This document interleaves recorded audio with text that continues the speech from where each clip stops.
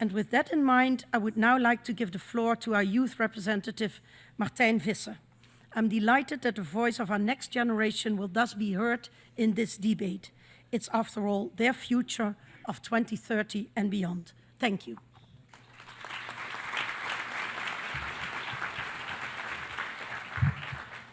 So thank you for the introduction. I want to take you all back to my first uncertain steps into high school. The moment that I thought I was never going to survive all these years of studying. But in a few months I will have my university graduation ceremony, and in the end it feels like a fraction of time. Don't we all recognize that feeling of time flying by? Actually, it was 13 years ago since I started high school, and that's the exact same time that's now left to push the world into a huge transition. So we better increase our efforts today.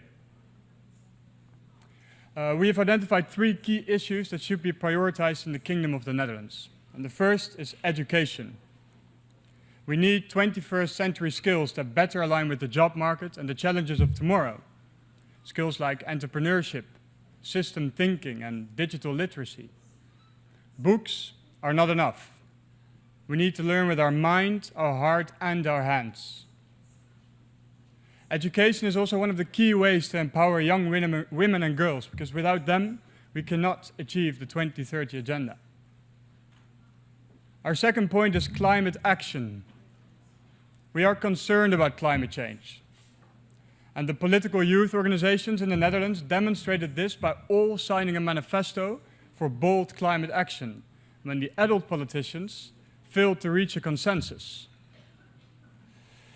Promising politicians, you might think, but we cannot wait till we are in the driver's seat, because we need action now.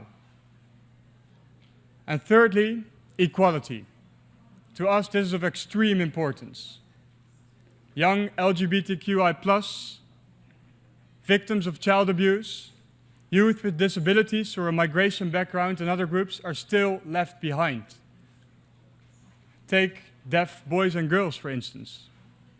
The quality of their education is lower, and a lot of educational material is not even accessible for them. We need to involve marginalized groups so that everyone can contribute to the 2030 agenda. And in order to do so, they need to be trusted with ownership. Last HLPF, there were only 6 youth delegates, and now we are with 20. And I'm standing here presenting the vision of the youth, being trusted with ownership. I therefore challenge you all to trust ownership to young people and bring youth delegates to the HLPF. Because after all, the 2030 agenda is so much more than a piece of paper with high-level signatures. It's a promise to us, to the people. It's about our common future. 13 years left. It might sound like a long time, but it's extremely short to implement this transformative agenda. Yet we are ready for it, and we want to work together with all of you to make this promise a reality. Thank you.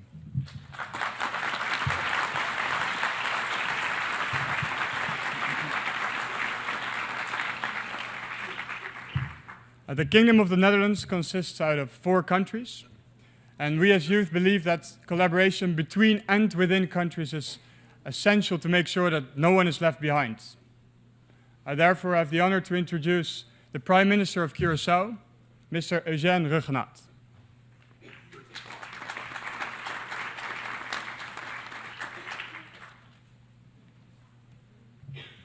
Thank you, Martijn, for this kind introduction. And ladies and gentlemen, may I ask for an applause for our youth.